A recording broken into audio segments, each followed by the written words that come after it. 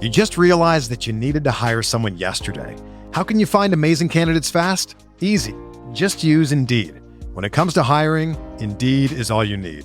Stop struggling to get your job posts seen on other job sites. Indeed sponsored jobs help you stand out and hire fast. With sponsored jobs, your post jumps to the top of the page for your relevant candidates so you can reach the people that you want faster. And it makes a huge difference. According to Indeed data, sponsored jobs posted directly on Indeed have 45% more applications than non-sponsored jobs. Plus, with Indeed sponsored jobs, there's no monthly subscriptions, no long-term contracts, and you only pay for results. How fast is Indeed? Well, in the minute I've been talking to you, 23 hires were made on Indeed, according to Indeed data worldwide. There's no need to wait any longer. Speed up your hiring right now with Indeed. And listeners of this show will get a $75 sponsored job credit to get your jobs more visibility at Indeed.com/BWN. Just go to Indeed.com/BWN right now and support our show by saying that you heard about Indeed on this podcast. Indeed.com/BWN. Terms and conditions apply. Hiring? Indeed is all you need. For over a century, Johnny Walker has shared its bold spirit with the game of golf. Now, crafted with Devereaux Golf, Johnny Walker introduces the Johnny Walker Blue Label-inspired Sunday Golf Bag, elevating the game with sleek design, Blue Label hues, and refined gold accents.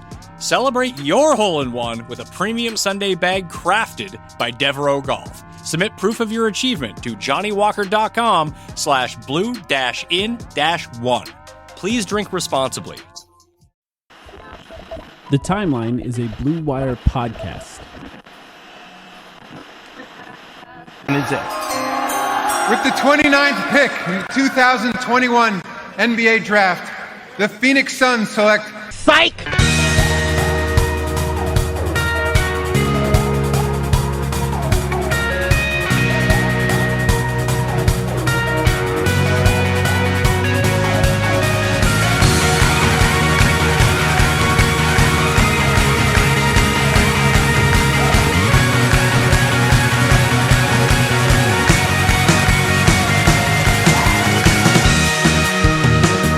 Welcome to the Timeline of Phoenix Suns podcast. My name is Mike. I'm here with Sam. Sam, how you doing? I'm ready. I'm ready. We lucked out in that we don't have to examine a draft pick in this episode. James Jones really playing to our strong suits here. Yeah, as we get to focus on free agency. So I mean that's where we should start, right? Yeah, talk about the trade. Yeah, the Suns traded Jevon Carter and the 29th pick for Landry Shamet from the Brooklyn Nets, which I think is an interesting trade, and I'm interested to hear how you feel about it the day after. Before we really get into Landry Shamet, I think let's just take a moment to appreciate Jevon Carter. I think he has been somewhat of a main character on our podcast over the last 2 years because we just loved his hustle. I think his energy on the court and what he did to help the Suns culture. I think to have a guy like that that's constantly giving 110% makes a big difference for everybody on the court. And he's going to be missed, right? Absolutely. I mean, truthfully, I think it was easy to forget about Jevon Carter a little bit in just the past couple months because he slipped out of the rotation and there were other guys soaking up those minutes. But there was a time, I mean, just go back to the bubble. What he did in the bubble was enormous at a certain point. And, I remember him forming specifically in the bubble this chemistry with Campaign where it was like the two of them would just go out there and be these really energetic, like defensive marauders and kind of develop this synergy that was really impressive to watch. And, on top of that, I mean, he developed his game to the point of being like a 40% three-point shooter at one point with Phoenix. He was just, not only did he hustle his tail off, but he was an impactful player on both ends in spurts. And so I think he will be missed. I think he provides some value to Brooklyn as well. And I've already expressed that through DMs to some Brooklyn people I know that I think this is a guy that they're going to like because it's just like, how can you not like Jevon Carter? I think just every fan base that has him, he's going to be a guy who sticks around in the NBA for a while and just gains tons of fans that way. Yeah, I think you're talking about the bubble, and I think his best game as a Phoenix Sun, in my opinion, was against Miami in the bubble. I remember it very specifically because, one, he went 6 for 8 from 3, so he's just lights out from 3, which I think in the bubble he shot 50% from 3, so like he was just lights out that entire time, but 6 for 8 was his best shooting game on the Suns possibly.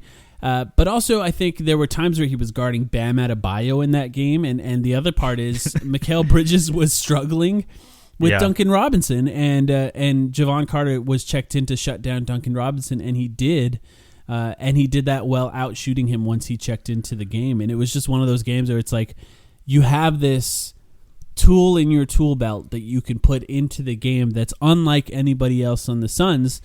And it was great to have him on the team. I think he's going to fit in really well with Brooklyn, and because they have so much shot creation. I think the problem for the Suns essentially boiled down to they have very little shot creation. Almost all of it comes from Chris Paul and Devin Booker, and then you have Cameron Payne who can do a little bit more, and that's sort of why Jevon Carter did not get minutes in the playoffs. Obviously, there are times to get other guys in during the regular season, but once you come down to it, you need basically 2 of those 3 guys on the floor at all times in order to have the best version of the Suns on the court. And I guess this kind of goes into what we're going to talk about later, is sort of what the Suns' holes are, what their problems are, and I think shot creation is one of them. But we should get into Landry Shamet. I think you were seemed to me that you were sort of conflicted on Shamet's fit on the Suns yesterday. We're recording this on Friday, day after the draft. What do you think today? Like, where are you at today?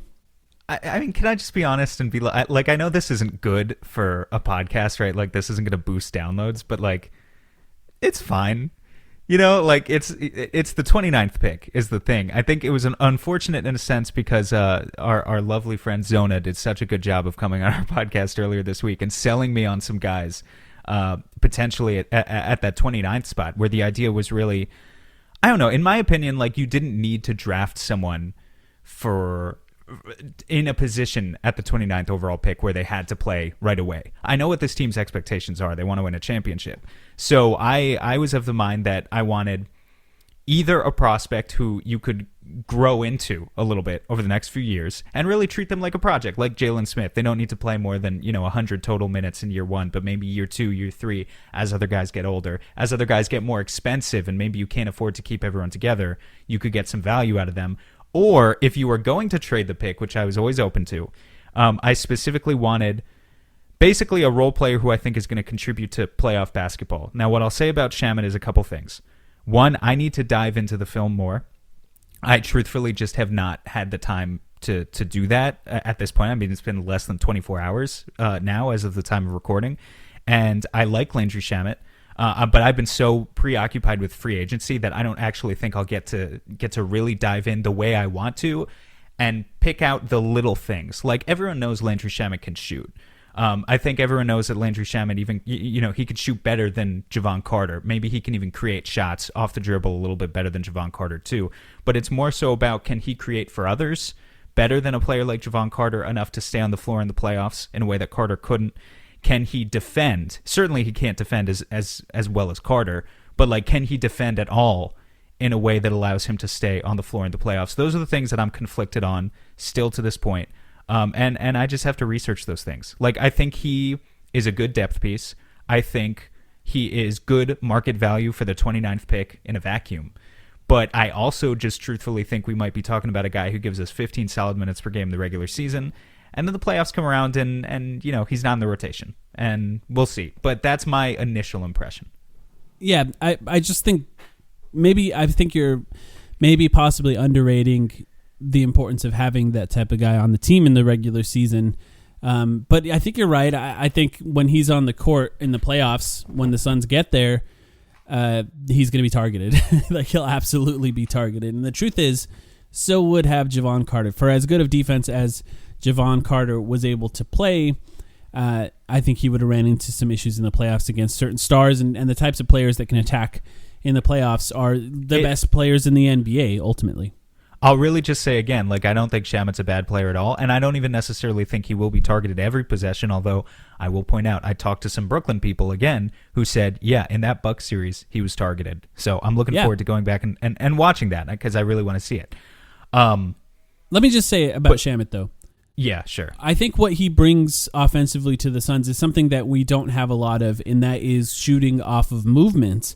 And because probably the best player at that was Cameron Johnson, and Cameron Johnson, relocation is kind of more Cameron Johnson's thing. I don't think that he still has quite the off-screen ability. Yes, the off-screen. I know ability. what you mean, but can I be honest? Like, when the Suns brought in both Langston Galloway and Etuan Moore, for whatever reason, like, and I don't have a problem with this because the Suns turned out to be one of the best offenses in the NBA, so it just wasn't necessary.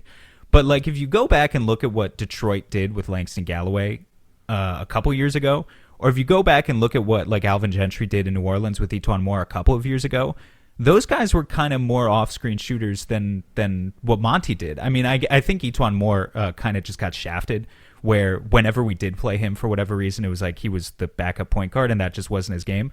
But like when Langston was in the game too, like I think he could play that role that Shamet plays, and they just kind of didn't. I think what's interesting about Shamet is if you go back into his college tape at Wichita State, I believe, his last season in college, he averaged 5 assists a game. And that ability, I mean, that suggests a real ability, a real creative ability to get downhill, create for others that we just haven't seen from him in the NBA. But to be fair, in the NBA, he's played for really good teams where it's like, you know, he just doesn't really have to play that role because there are guys who are so much better at it.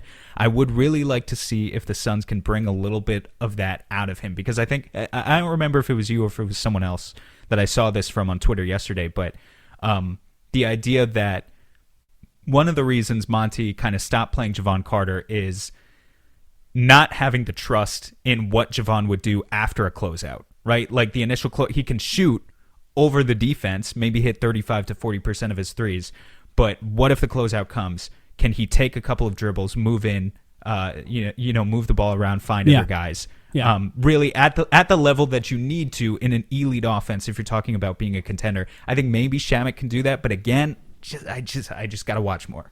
I think I'm not convinced. You're describing the reason that Cameron Johnson has earned more and more and more minutes as the season went along. It's the ability to do that second thing, and I think people seem to believe that Landry Shamet is going to be capable of doing that. And I'd be interested to maybe at some point this offseason talk to somebody at some of his previous stops and see what they think about his capabilities, because I think it's going to be interesting. I did find some. I was told to say it this way, per a source with Second Spectrum. No, you have a source with Second Spectrum? I got some stats on his off-movement shooting. So wait, you're an asshole for that, you know? Because I've been literally dying for a source with Second Spectrum. So we're gonna have a conversation after off the record here after this episode. But what do you got? In this last season, moving left to right on catch and shoots, he shot 39% off movement. When relocating, moving left or right, I should say, he shot 39% on catch and shoots. When relocating, he shot 37.8%. And there was a lot more relocation shot attempts than movement off of left to right. But in the previous season, in 1920, those shot percentages were up dramatically. He shot 43% when moving left to right, and then relocating also 43%. So this is what I think. Not only is his off-movement shooting something, a dynamic to the offense that I think the Suns did not have previously, regardless of how much you tend to overrate Langston Galloway. I don't think it's overrated. Go back and go to your Second Spectrum source and ask them for Galloway's the previous season data with the Pistons. I'm curious. That's all I'm saying. But keep going, please. I think that the difference here is that Shamet is a young player that still has potential ahead of him, whereas Langston Galloway is an older player, sort of at the end of his career, who struggled to do anything but shooting, whereas Landry Shamet, I think, has potential to do more than that. And mind you, I think the main reason that this trade went down, and I think we can't underrate this, is that Monty Williams loves him. And this was something that's that absolutely was true. Later. No. Monty That's loved totally him true. at his time. In fact, he even said that he is the type of guy that he would want marrying his daughter. This is something that Monty Williams said about Landry Shamet, which he's also said about Cameron Johnson. And by the way, for once we get into free agents, which is our plan in this episode, I think we have to rank them on the likelihood that Monty would want them marrying his daughter, because that might be the number one thing that affects whether or not these players end up on the Suns. But I mean, the fact that Monty loves him is a good thing. Like, this is something that he clearly believes somebody has more potential than what he was being utilized in his last few stops. Look, man, Monty is a great guy. He's a good coach, obviously. He's so lucky that the Suns are good, though, because that's the type of comment that you make as a coach, which, like, if you're not a good team, people immediately clown you for. But he gets a pass because the Suns. Well, he didn't say that finals. after the That's trade. all I'll say. He said that years ago. Okay, all right. If it was a comment that was years ago, that was fine. Let me just go back to a thing you said a second ago. You talked about Shamet being young. Here's another thing. Here's why I kind of think that's bullshit, though. But it's linked to this other thing, which is a reason I think they made the trade. Shamet is going into last year of his rookie contract, after which he will have a qualifying offer of, I think, about $5.5 million. Overall, in this trade, the Suns saved a couple of $1 million by getting rid of the pick plus Jevon Carter and taking back only Shamet. So they saved a couple of $1 million that they could potentially funnel elsewhere, but Shamet only has 1 year left on his deal. I think if he plays well, like even if he plays really well next year, you're talking about being up against the idea of maybe having to extend Ayton, maybe having to extend Bridges, maybe having to extend Cam Johnson. These guys are going to be at different years. Ayton and Bridges obviously might be extended this summer, but they might put it off. So then if you also have the possibility of needing to extend Landry Shamet to a long-term deal, I mean, at that point, you're talking about going deep into the luxury tax, like if he plays really well, which is why I kind of more think this is just about... He's 24 years old. He's young, but like he's ready. And I think this is just about maximizing talent right now. Like I'm not on board with it 100%. Again, I just have to watch more of the guy, but I think James Jones just really believes in Landry Shamet, and he really believes specifically in Landry Shamet's ability to help the team win a championship next year. I wouldn't necessarily look into it any further long-term beyond that. That's just my 2 cents. No, I think I think we got a shooter, Mike. I think we got a good shooter, and what else comes from it remains to be seen. Well, that's the nice thing I think about Monty Williams. When I was doing my research for the free agents that we're going to talk about in a second, I was just assuming these guys are going to play sort of at the peak of their abilities, because that tends to be what's happened in the last 2 years. And I think for James Jones and the Suns, there really has been no backup shooting guard on this team for a while. The last one was Jamal Crawford, I think. Now you can say Etuan Moore, Langston Galloway. Those guys were clearly not meant to play a ton of minutes, and Etuan Moore played more at point guard than he did at shooting guard this last year. Disrespectful. So, I mean, how much Langston slander are we going to muster up in one episode, honestly? Hey, it's not me, it's Monty at some point. You got to point at the guy who has the actual decisions to play him, and he wasn't playing. But the other part is, the Suns just played just about as many games as you can play in a postseason, right? They played the entire season, right? Devin Booker played basically every game. They played basically every single game you can play in a postseason. Devin Booker is now playing in the Olympics, and then the season starts pretty soon after that. Having a backup for Devin Booker is going to be important this year in a way that it may not have been before. And this is not saying that he's going to be injured, but it is saying that at some point, health matters a lot in the playoffs, and these guys may be taking a little time off, or if they do have minor injuries and somebody else needs to step up and play, those things are going to matter. And I think at some point with James Jones, they're probably saying maybe Jevon Carter, Langston Galloway, Etuan Moore shouldn't be starting for this team if somebody's injured, and there should be somebody better in that place, and that's why they ended up with somebody like Landry Shamet. And I think it's the right choice, and I think it's going to matter a lot in the regular season. And look, ultimately, if they can get home court advantage a lot, the regular season still does matter, because that did help them in the playoff run they just had. To your point, Shamet has 69 career starts. Nice. But let me see. He started 12 games for Brooklyn this year. Trying to look up his split stats real quick and see if there was a difference. Yeah, I mean, he started 12 games for Brooklyn this year, averaged 11 points, 2.3 rebounds, 2.7 assists, 56% true shooting.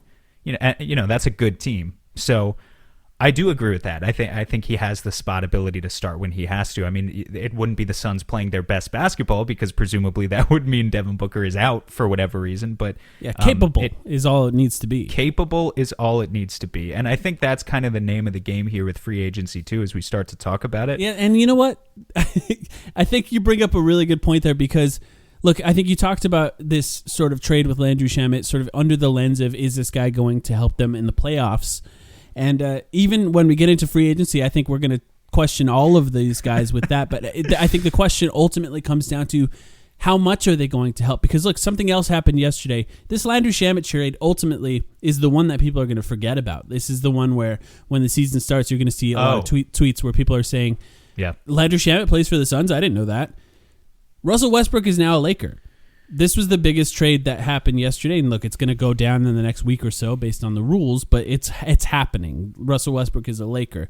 As much as we can laugh at what that means, the Lakers did just get a former MVP, a player who could play at a very high level once the playoffs start. And we're talking about the Suns improving this year. Well, look what else is going to happen. The Warriors, the Golden State Warriors, are going to get Klay Thompson back at some point as well. Now they're going to have Steph, Klay, Draymond, and whatever else they do in this offseason to help them. Maybe Batum ends up on that team, somebody that we might be talking about later. Oh, God, hope not. Jeez. That's who they want. That's what I've seen. That's what I've seen that they want. So we're talking about the Suns going into this offseason. They now have to factor in that those two teams that I just mentioned in the West are higher favorites currently to make the NBA Finals. And I'm not just saying that just from my opinion. I'm actually referencing actual betting stats that are currently out that rank those two teams higher than the Suns. So when we're talking about this offseason, I think we do something that I've talked about on Twitter, and you and I sort of, people have sort of pinned us on opposite sides of this. Truth is, both of us lie somewhere in the middle of this argument.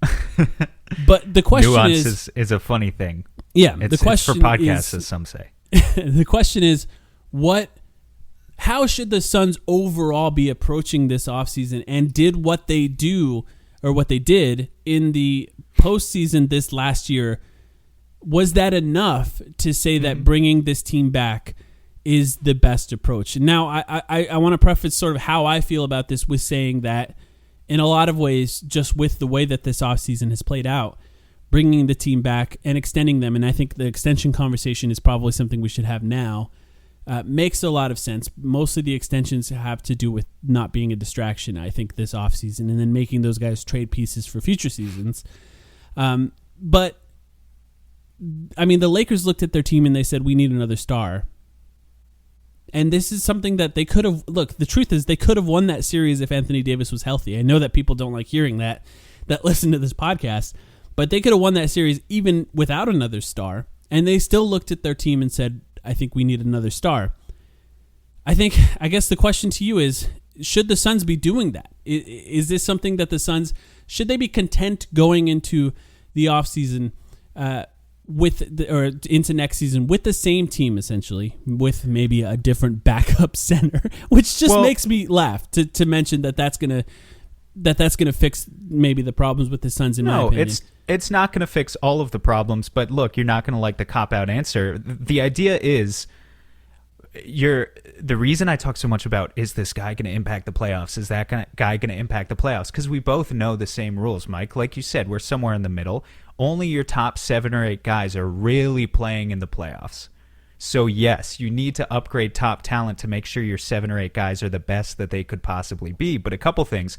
First of all, if you package together multiple pieces, say you package, I'm just speaking hypothetically now, but let's say you package together your 5th and your 7th best player, and you get, a new guy who's now your 3rd best player, right? And so you need rolling depth behind them. So those pieces that you're talking about in free agency that you think are so boring, they can still be important just for that purpose, because they need to be the reinforcements. Yes, and the same could have been said about the draft for future seasons, right? The Suns draft somebody now, maybe he doesn't matter, but 3 seasons from now, right? Maybe he's playing a role when they make trades. But yeah, so depth is always a consideration. It's never just one thing or the other. It's always a little bit of both. Okay, but beyond that, if you're going to go for more star talent, and I think it's valid to feel the way that you do, because there's always an arms race in the Western Conference. There just always is, and it's relentless. It's never going to stop. You need to target the right guys. and we could argue until we're blue in the face about who those right guys are. Personally, I'm surveying the landscape of what the NBA looks like right now, and I don't see an obvious star candidate for the Suns to go after. If you want to, I don't want this to become the conversation for the next 30 minutes. If you want to briefly, just tell me if there's someone that you think is obvious and we could talk about it, because I don't see an obvious name. Like, I'd love to have Damian Lillard.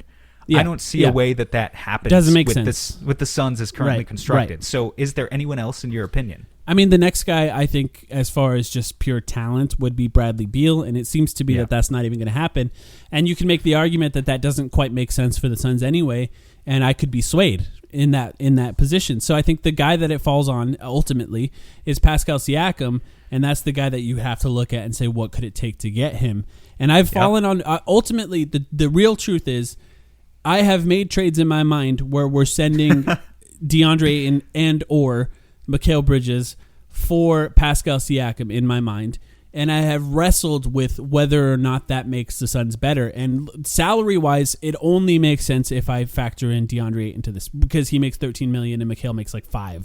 So if we're talking about sending a package around Mikal Bridges, which I think they might actually take. Not to mention, I think that's what they would ask for too. I think they would want both of those guys anyway. Yeah, I think they would want Ayton. I think you could build a package around Ayton that they would say yes to without including Mikal Bridges.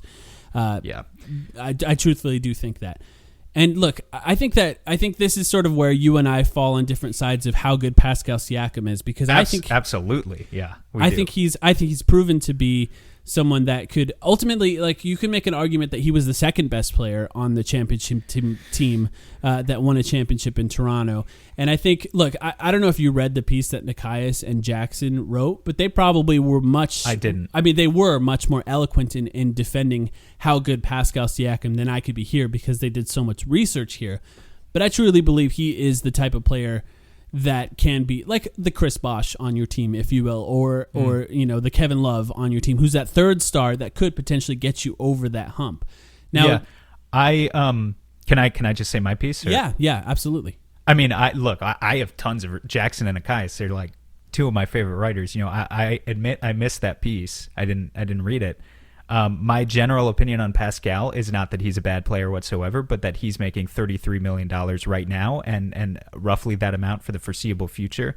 And to surrender the flexibility to where, I mean, the Suns are currently in a situation where they can have 6 more years of both DeAndre Ayton and Mikal Bridges.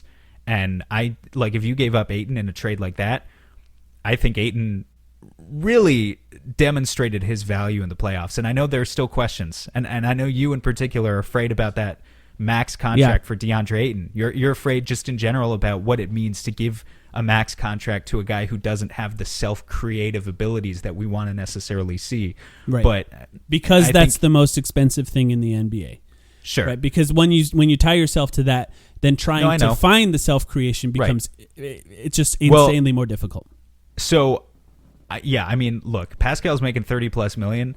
I think Mikal and Pascal are different players, but I have enough belief in Mikal Bridges to continue taking leaps if we just have faith in him. I really do believe that much in Mikal Bridges. I think he can become that guy next year. And then as for Ayton, I just don't think what you're giving up in Ayton, if you go out and get a guy like Siakam, and by the way, maybe this hypothetical trade that we're talking about real quick, only involves one of those guys. But even if it only involved one, even if it was only Ayton and a pick or Bridges and a pick, I still don't think I'd do it. So it would essentially, in order to get the money to work, you'd have to get up to like $27 million, because that's, even though he makes 33, that's what you can get to. And by the way, this does not factor in like losing Chris Paul in any way. This is including keeping Chris Paul, and that's with any option that includes signing a new contract. So you could do something with, if you start with Mikal Bridges, then you have to throw in so much.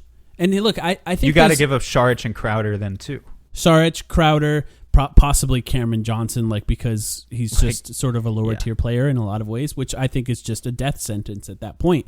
Yeah. If you start with DeAndre Ayton, and look, I'm not even advocating for this. I'm just explaining what it would take just for now. If you start with DeAndre Ayton, you could potentially do, and it makes it a little harder without Jevon Carter for the record, but you could potentially do something built around DeAndre Ayton, Dario Saric, and then some other pieces at that point. Now, Jalen Smith, absolutely. Although you're giving up all of your bigs there, and this is my point.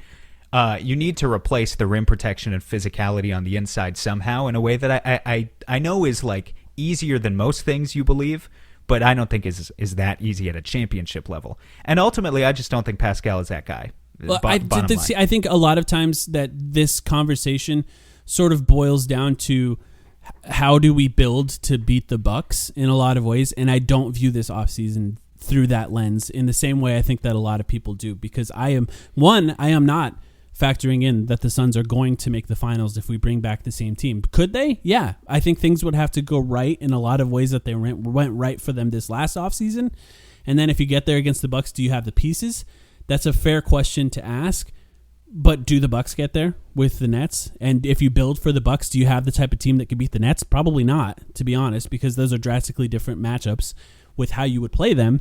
And like that, so from that perspective alone, I think so many people are like, how do you build a team that beats the Bucks? Which I think is a fair way to approach the offseason, because that was the last team that beat us. But I don't think that's the right way to look at this entire offseason as a whole. So like when I think about the idea of Siakam on the Suns, I think about a starting lineup of Chris Paul, Devin Booker, Mikal Bridges, Pascal Siakam, and say Nerlens Noel. Like at that point, now, can you? Yeah, and in a 1 year window, yeah. But ultimately, look, again, I have faith in the future core here, I guess is what I'm saying. No, like, so, and you're right, so and that's a right approach. See, it's not necessarily the right approach. It's just different philosophies, I guess. But Siakam has 3 years left on his deal. If you get a guy who's making $30 million a year right now with 3 years left on his deal, and by the end of that deal, he can go anywhere because he's an unrestricted free agent, and by the end of that deal, you already know Chris Paul is going to be dust. He's not going to be – he could be good for 2 or 3 more seasons, but that's it for Chris Paul pretty much. Are you going to feel a little bit silly if you traded Mikal Bridges, and let's say Mikal Bridges at that point is an 18 to 20 point per game fringe all-star, and DeAndre Ayton is an all-defense starting center every year, and like there's another team out there that has both of those guys locked up for the next 5 or 6 years because they can. Like I think there's a lot of flexibility that you have with the current guys, and I don't know. I mean, it's always going to be tough to make the finals, whether you run it back or not. I don't know. I don't necessarily think it's worth blowing all of our chips on next year just because Chris Paul is going to be 30 whatever years old. Well, first of all, you don't blow all of your chips in any trade, in my opinion. You have to keep either Mikal Bridges or DeAndre Ayton if you're making any of these trades. And the question is, at what point is it likely that one of those guys can return a star level player? And that's why I look at this offseason as the potential of that. I know, and I think we should go into the actual conversation about their potential extensions from this, because I think it's all tied in. Because I think with Mikal Bridges, and the reason it's tough for me to include him in any sort of trade in my mind is I don't think that there's a possibility that he's going to be overpaid if they extend him right now.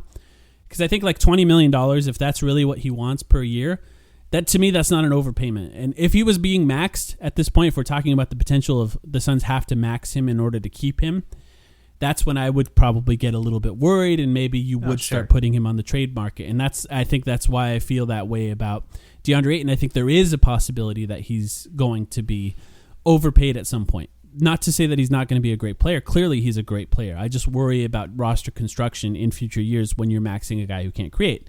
Okay. So that's the issue that we run into there. So I think for the Suns, the first question that they're going to face in this offseason, outside of Chris Paul, which I think we can talk about in a second, is what they do with those two guys. And I think they probably extend both of them. What do you think? So wait, let me just. So what I'm hearing you say, this was a whole lot of hand-wringing about would you trade for Siakam, would you not trade for Siakam? What I'm hearing you say is you floated the idea of maybe like Siakam is available, but at the end of the day, it sounds like you still wouldn't do it, right? I mean, it sounds to me like you're saying you wouldn't do it. I just want a yes or no before we move on. I would do it. You would do it? I probably would. Now, here's what I'll say. I don't have the sort of gun to my head that somebody like James Jones was, so this is all like hypothetical play in the offseason. So it's sort of... it's unfair to me to even say either way. I think that I am more scared of having Chris Paul turns 37 next year. He's going to be 37 in the playoffs. Yeah. If his shot creation drops down even slightly, that makes him worse. That makes DeAndre Ayton worse. That makes Jay Crowder worse. That makes Mikal Bridges worse. And ultimately, in some ways, it makes Devin Booker worse. So having Yeah. any loss of shot creation from him without replacing it at a star level, like at a starter level, is a kind of a terrifying prospect to me. Now, in no way do I think that you take away the idea of signing Chris Paul. All of this starts with re-signing Chris Paul. But if he starts to decline, this affects the Suns dramatically, and it affects every player because he sort of makes every player better around him. And to me, at some point, you have to address the fact that shot creation is the most important thing for really good teams. Maybe Chris Paul starts to drop off next year, man. But maybe Anthony Davis blows out his knee. Like maybe James Harden blows out his hamstring again. You know, I think all these contenders are up against similar doubts and worries that keep these GMs up at night, like in their heart of hearts, even if they don't say it out loud. So I think that's the demon that the Suns are fighting. But the Lakers have their demons too. I believe in that.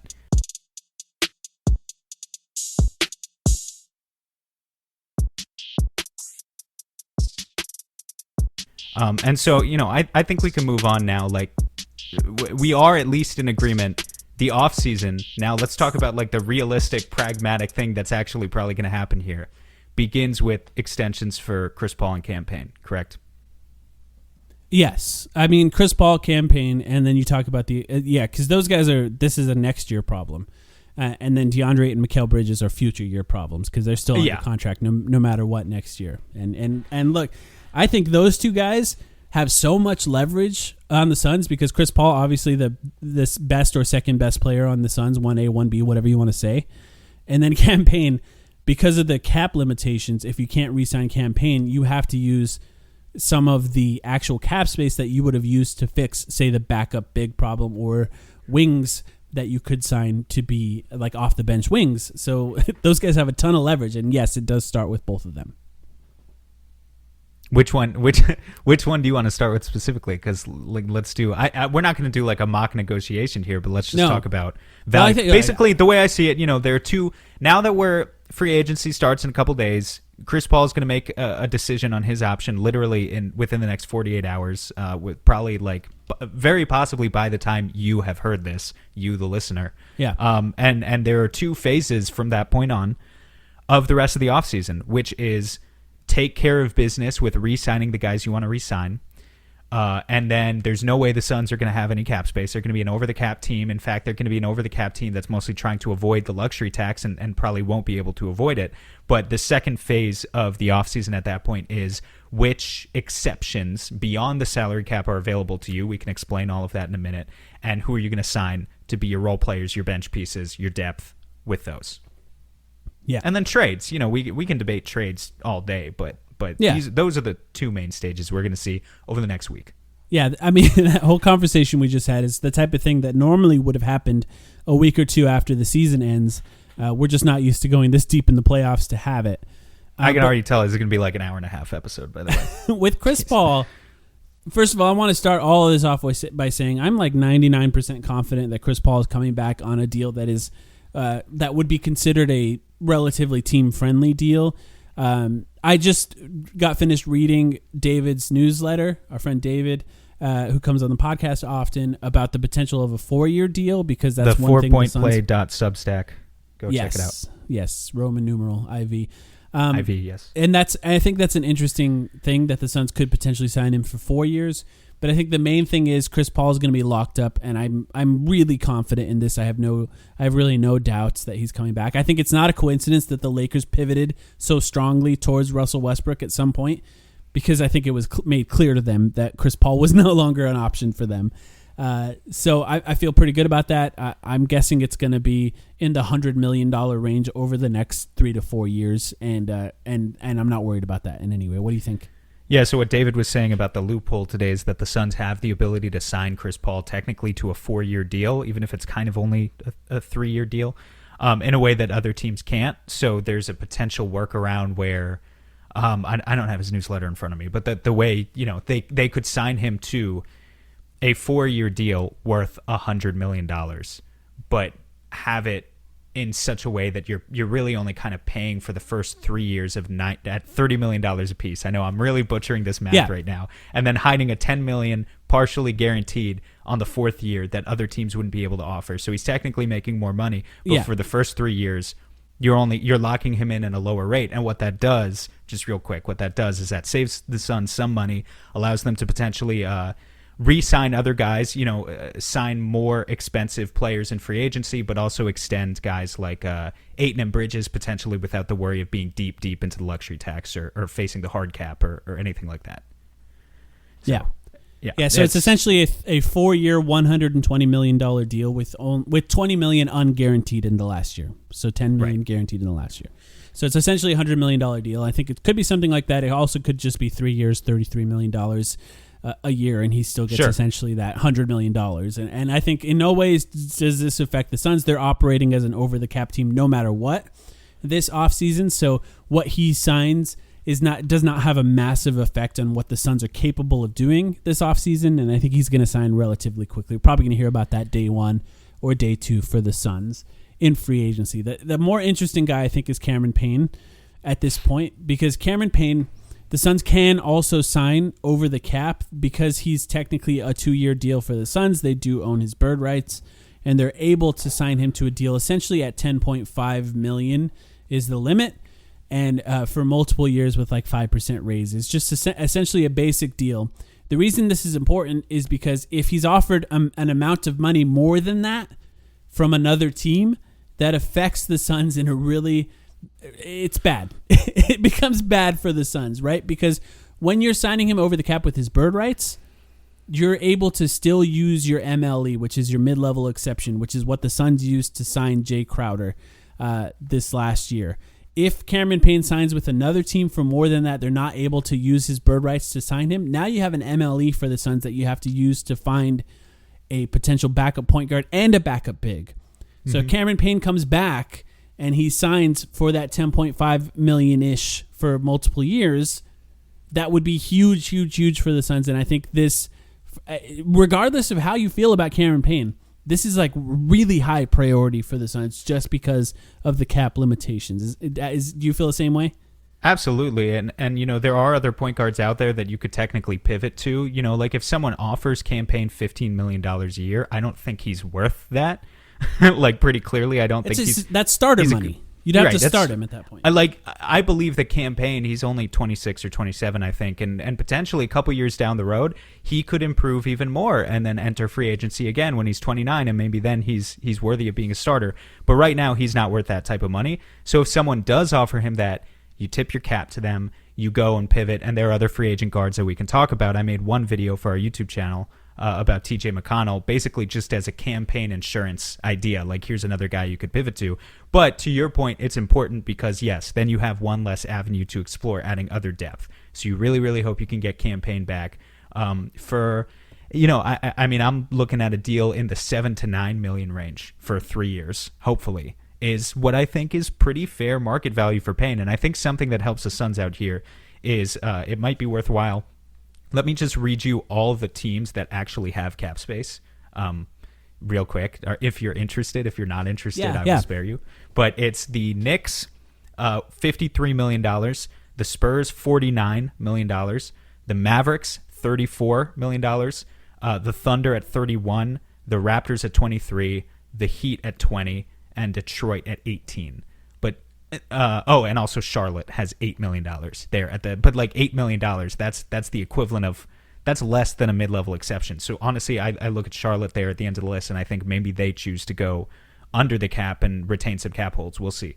But there are only 7 or 8 teams that actually have cap space, and a couple of those teams have like multiple max contract type slots, like the Knicks and the Spurs and the Mavs are the teams that are going to try to make big moves this summer. But these other teams, like Toronto or Miami, I have to think, even if this isn't the sexiest free agent class I've ever seen, I have to think a team like Toronto or Miami that has $20 million in cap space, like enough to sign one good starter and that's it, they're looking to blow it on something better than campaign, I would think. So yeah. I think the Suns, I think I could be proven wrong. You never know for sure.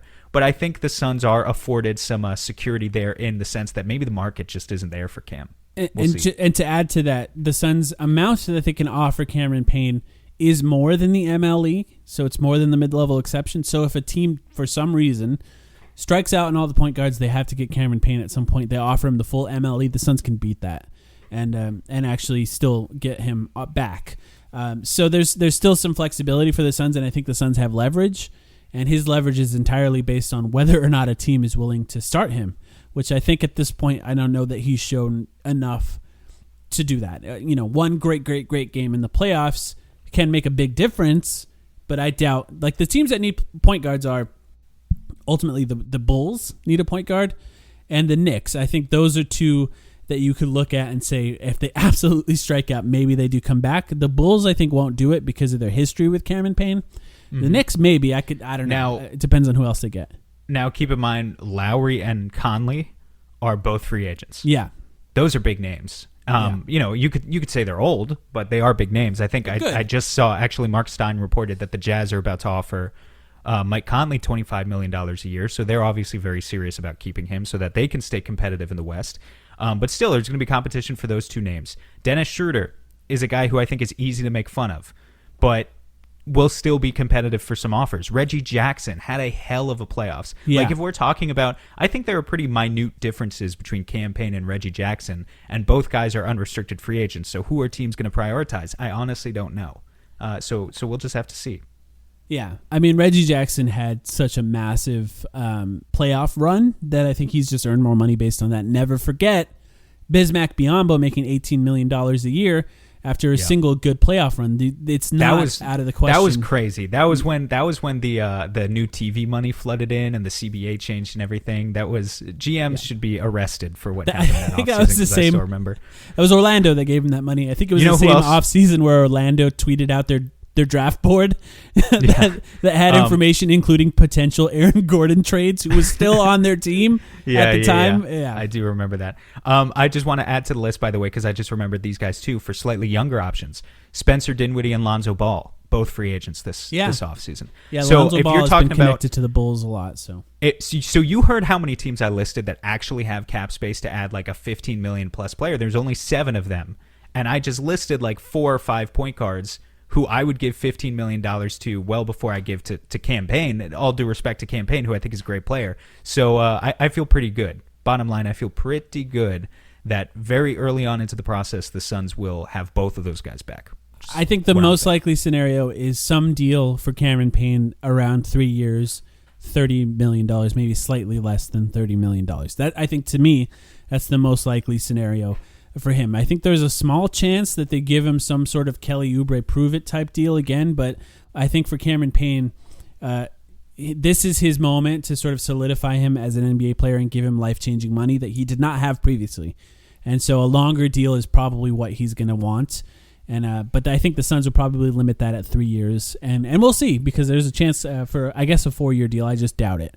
But we should talk about the other 2 guys that could be extended. And we could, I don't know how much you want to go into this. We didn't really have it planned out. But for Mikal Bridges and DeAndre Ayton, I guess I want to start the question to you as, do you think there's any chance that these guys go into restricted free agency and do not sign any sort of extension in this offseason? Well, I'm sorry, you mean next summer?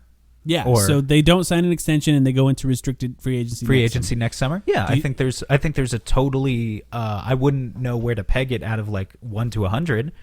I would say flip a coin. Yeah, I think there's totally a chance of that. Why wouldn't there be? Is my question. I'll be honest.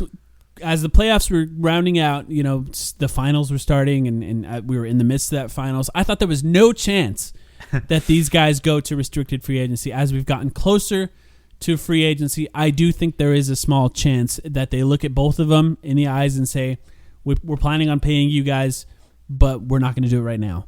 And I'm not sure that that's a good option. I'll be 100% honest. If they lock them up, if they extend them right now, if they do end up where they get to a place where they have to make trades, that extra salary on the books for future years makes it a lot easier to trade them. Once a player hits restricted free agency, it becomes very difficult to trade them. Sure. You're looking at signing trades at that point.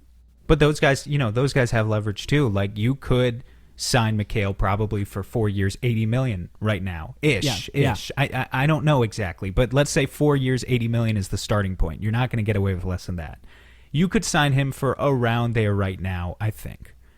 If next season he goes out, let's say Chris Paul falls out, he falls off like just a tiny bit, not a lot, it's barely noticeable, but just enough that the Suns say, hey, we need someone to go out there and give us more pick and roll reps. We're going to let Mikal handle the ball next year because we know that in the future this is who we need him to be.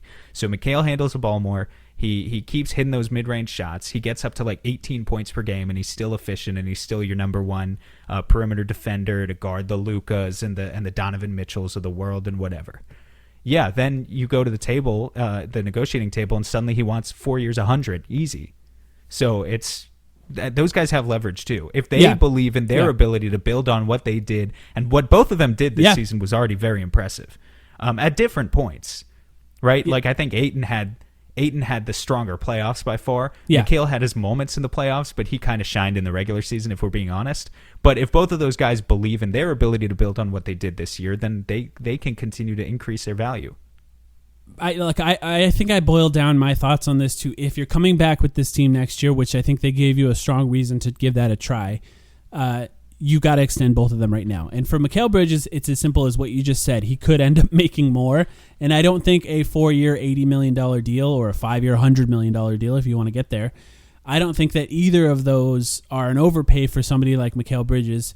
One being that I think that he'll perform at that level when he's on the team, and two, those are very tradable contracts, or that one is a very tradable contract if you're talking about specifically what he is and what he could be in the future. I think teams will buy on that if you end up having a star player, an all-star superstar that wants out on a different team in the future. And for Ayton, it's kind of the opposite. I don't want Ayton to think that he needs to prove more. I think him and look, I'm not saying this is a talent thing. I'm saying that him buying into his role and doing what the Suns needed him to do in order to be successful was so huge for the Suns, and it was clear that it clicked about halfway through the season. And if he thinks that he somehow needs to score more or do more on different places, I'm not sure that's exactly where you want him being. So if it comes down to giving him a max extension, first of all, you should try to not max him if you can. Both of these guys, you should try to get him at a lower amount if you have any leverage to do so. But if you don't, which I think they won't, they made the finals after all, then you got to max him at that point, and then you lock him in at that amount, and then he knows what he has to do for this team in order for them to be good, and you're not getting the type of DeAndre Ayton that needs to try to score 25 points a game, because that's not something that we really need from him. So I think if you're going into it with that, you lock them both up right now if you can. I don't want Ayton to score 20, or I don't think he needs to score 25 points per game. There are a lot of things I hope he adds to his game, regardless of his contract situation. So I don't know. That's an interesting one. It's not my top priority, these two guys, to be honest. I would go and try to negotiate with them, and if a deal seems sensible, then I would ink it, and if it doesn't, I wouldn't. Like if I can get Mikal on that 480 this summer, I'd do it. If I can get Ayton, what is a max contract right now? I should have brought the figure with me. It's 5 years. Yeah. 130 is it like 130 something? Yeah. 130 something for guys coming off the rookie contract. Yeah. Like I said, I should have looked it up. But yeah. It's a lot. But I mean, like, There is almost, I'm just thinking now, like, so let's say Ayton says, I'm not re-signing this summer unless you give me that 5 years, 130, whatever it is, that max contract. And you say, no, show us something next year. And then he comes out next year, he plays like shit. And so you go back to the negotiating table at the end of year 4. This is all just a hypothetical. I'm just kind of working through it as I go in my brain. And you say, okay, now we'll give you 4 years, 80. We'll give you the deal that we gave Mikal because you didn't play as well. And he says, no, fuck you. I could have had my max contract. He like accepts his qualifying offer or something and then becomes an unrestricted free agent. Like, is there a chance where you botch it completely by only extending one guy and not the other? Like, would they take that personally? I guess that's not really something I'd thought of until just this second. I think it becomes a distraction. This is something I've talked about online as well. I think it becomes a distraction that's unnecessary for a team trying to compete at the highest level. Maybe he's mature enough in Ayton to like not mention it. I think Mikal Bridges probably would be. But Mikal Bridges at that point, I think, is playing for a max. Like if he's not signed in this offseason and extended, he's trying to get a max, whether it be from the Suns or another team, because regardless, the Suns can match it. And that's where he's at, and he probably just shuts up and plays. For DeAndre Ayton, I think you question whether or not he's mature enough to just ignore that for the entire season and understand that whatever happens in the offseason happens in the offseason, with the constant reminder by Monty Williams, Devin Booker, and Chris Paul that you make the most money in the playoffs with how you play in the playoffs in order to win. I don't know. I think there is a scenario where it goes badly. Look, if he comes back next year, they don't sign him and he plays like shit, he's probably going to be traded at the trade deadline. I'll be honest. But I don't see a scenario where he plays like shit. So I'm not worried about that. I would get rid of the distractions to that point then. Exactly. And just try and tie up loose ends. That's what I would do too. Yeah. But I don't know that it necessarily comes in the first week of free agency. No, it doesn't. It doesn't have to. I know it doesn't have to. Devin Booker was the first player to sign an extension in his draft class when this is for fans, not you, Sam, but he was the first player to do it. And look, I think he was the best player from that draft class at this point. But like Karl Anthony Towns signed one like 2 or 3 weeks later. It takes time, I think, for extensions. So this is something that we're probably not going to be covering on our free agency reaction podcast that comes less than a week from now. Jesus it might be something Christ. that we cover 3, 4, 5 weeks from now, whenever those things happen or don't happen. And I think that's the type of reporting where so much will come from agents. You know, the Suns don't leak anything. So much will come from agents. We'll know about the extension talks for those two players. Anything else on that before we get into how we fill out the rest of this roster with free agency? Let's get into the whole potpourri of mediocre talent to fill out the rest of the.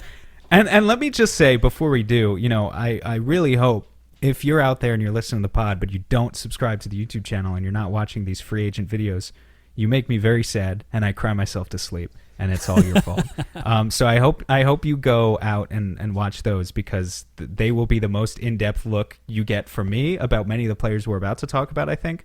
But just in general, like we've talked about it privately, Mike, and I think it's fair for me to say publicly that from our discussions, I could sense in your tone that you were not too excited just generally about the prospect of kind of a lot of these guys because, I mean, maybe explain yourself and your reasoning.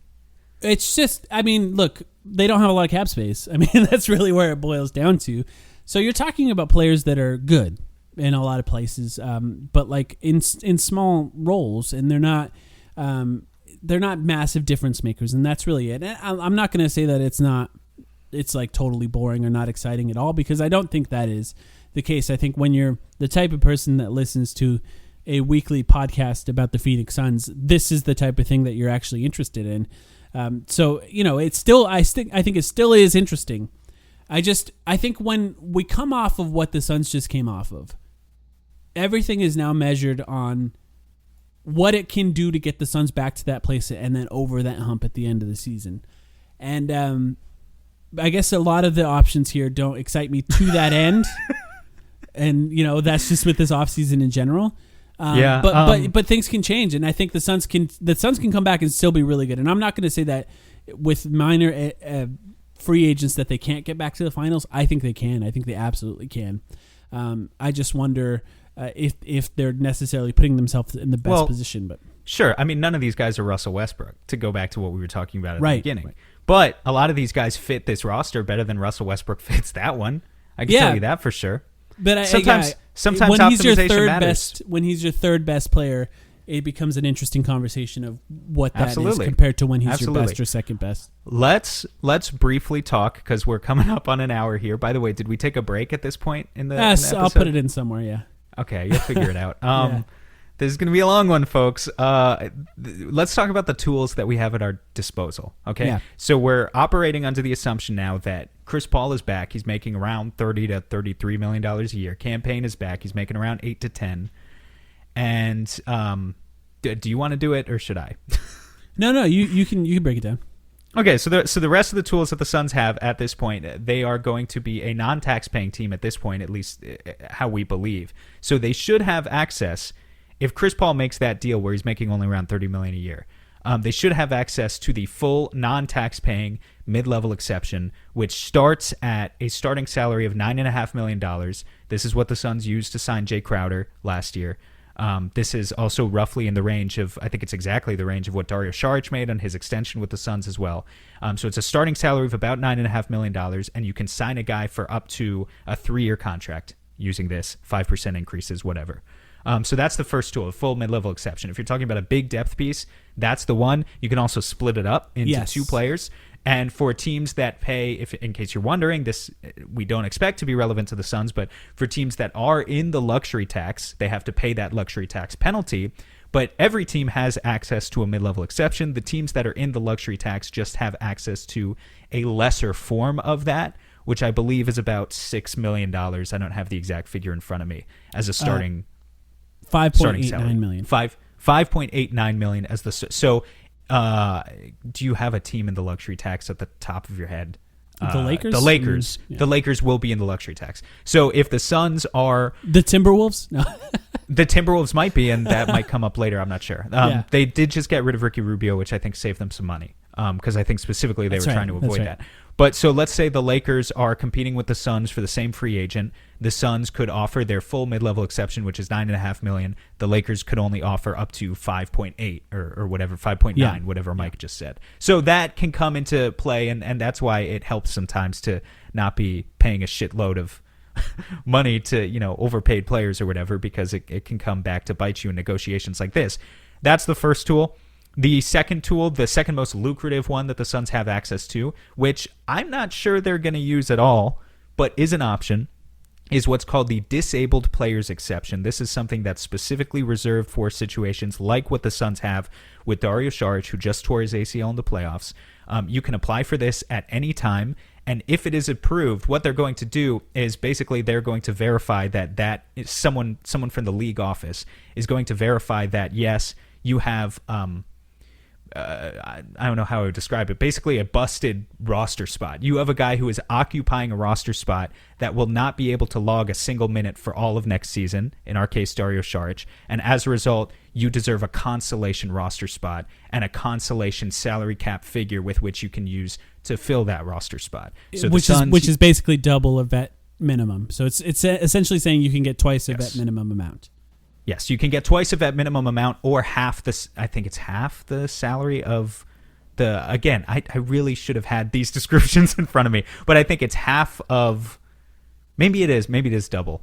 Maybe it is double the minimum. I'm gonna go. I know. Here's what I know. I know it's $4.4 million in the Suns' case, and I forget exactly how you get to that figure. It could be double the minimum. It could be half of what Saric currently makes. I have to double check that. But $4.4 million. The only catch is it can only be a 1-year deal. So you're either claiming a guy off waivers up to that amount, because you can do it at any point during the season. You can wait until the regular season and then be like, hey, we're gonna claim our disabled spot now and pick a guy up who's waived by another team. Or you can do it in free agency, but it can only be a 1-year deal worth $4.4 million in the case of the Suns. That's the second option that you have. The third option that you have is something that is available to every team that I believe is not paying the luxury tax again on a biannual basis. It's called the biannual exception, so you can only use it once every 2 years, but it is slightly more than the veteran minimum. It's a starting salary of about $3.7 million in front of you, $3.7 million to begin with. So, and it's a 2-year contract, so you can sign a 2-year player with a starting salary of $3.7 million. It's again biannual exception. You can only use it every other year. After that, we're just talking about veteran minimum deals, and you can sign those as however many you need, but those are roughly, it depends on years of service in the league, roughly $2 million a pop for each guy, though, we can say. Yeah. And I should say for the DPE, the disabled player exception, it's not calculated by double the vet minimum. That's just kind of how it worked out for the Suns. That's where the amount is. So Understood. Thank you. There's three exceptions. The reason we're talking about exceptions only is because the Suns are operating as an over the cap team this off season. They don't have space. So when a team doesn't have space, they can sign players into these exceptions. And for the Suns, they have the standard MLE, most likely, depending on what Chris Paul does, ultimately. Could be the taxpayer one, but most likely the standard one. The biannual exception, the disabled player exception, and then everything else essentially has to be vet minimums. Keep in mind, the exceptions, particularly the MLE, the mid-level exception can be split up to multiple players. So that's where we're at. And I would also say, keep in mind there's a certain level of or a certain number of roster spots that the Suns just have to fill. Like Etuan Moore is a free agent, Langston Galloway is a free agent, Torrey Craig's a free agent, Cameron Payne. Cameron Payne. We already talked about. We're assuming he's back. Abdul Nader, a lot of the guys at the end of the bench right now, like 11 through 15, are also free agents, and some of them you can bring back, but some of them will probably be replaced with other veteran minimum guys. If I had to guess, there just tends to be a little bit of turnover that way from season to season in the NBA. Torrey Craig, by the way, just real quick, I have a hunch he's gone, and I wish him the best because he was amazing for the Suns. I think it's unlikely that they'll be able to re-sign him. It's just my guess. I think there's a chance that he still signs for a vet minimum deal, I'll be honest, and because he gets the higher one, which is years of service. It's like $2.5 million or something like that. And so I still think there's a chance, and the Suns do have the BAE. If they don't use that on other players and they want to bring back Torrey Craig, that's an advantage they can have over teams that maybe are offering him a vet minimum deal. But we'll see what he ends up signing. I'm just not sure he showed enough to not be a vet minimum guy at this point. But we'll see. I think that'll be an interesting conversation. We split this up. Both of us have names to guards, wings, and bigs. So we can talk about names in each one of those. In previous years, we've done sort of a top 5 free agents. That's when the Suns had cap space. Being that they don't, I think it makes more sense to sort of tackle the 3 main positions that the Suns need to fill out this roster with. I don't think we have time, really, Sam. Somebody mentioned that we could have a 6-hour podcast and they still listen to it. That's not the case for most people. I don't think we're going to have time to really get into like the nitty gritty of like these vet minimum guys that are going to fill out the roster, but we'll definitely talk about them once they sign. But let's just go guard, wings, bigs. Let's start with guards. Now let's just assume Chris Paul and Cam Payne come back, but I want to give you an opportunity to say if Cameron Payne doesn't come back, which once again is a disaster for reasons outlined previously, did you have any specific names? Now we have Shamet too, right? Yeah. Did you have any specific names that could fill that void? Yeah, so we have Shamet too, so he'll slide in as the backup too. I think there are... well, here's the thing. There are good scorers out there who are guards, but now that the Suns have Shamet, I think it's unlikely we go for them. In the event that the Suns don't have Cam Payne, two names instantly came up to me. TJ McConnell, who I covered on the YouTube channel, and Patty Mills. Just like backup, solid backup point guards. Exactly who I have. Exactly the same name. So choose one. Who do you want to talk about? Like, I mean, I think what do you see in them? Well, I think Patty Mills is kind of the more exciting player for me in that I think that he's capable of so much, and his scoring is like comes in a way that like TJ McConnell is sort of a floor general type player that can operate an offense but is not much of a scorer. Whereas Patty Mills will have nights where he scores 25 points. And that's like directly results in the Suns winning. Although, did you watch the TJ McConnell video? I did. Just have to ask. Did you see those baseline jumpers? 57%. Isn't that? That's kind of. I thought some of them looked a little. And now I'm being really racist. A little Nash-esque, you could say. but watching him on the baseline, like he keeps his dribble alive. Goes from side to side. I remember I used to watch this video just as an aside real quick, this video of Steve Nash's like warm up. And I used to follow this thing religiously when I was like 11 years old of like, yeah, I'm going to be in the NBA too. And he would start every warm up on the court at shoot around by just going from end to end on the baseline and gradually like going further out. And he would just hit like, 50 of those shots in a row or whatever before moving on. Reminded me a little bit of TJ McConnell. TJ McConnell reminded me of that, I should say, as I was making the TJ McConnell video. He has an offensive game. He doesn't have a 3-point shot. That's the thing. And so Patty Mills, I mean, like he's an amazing 3-point shooter. Can't deny that. Yeah. And I think Patty Mills could make less too. Like if it comes down to it, he's older. So TJ McConnell, I think TJ McConnell could start on a team and it wouldn't be bad. It would have to be a team that had like multiple star shot creators at different positions. Yeah. But he could start at that position, and he's a better defender, I think, than Patty Mills.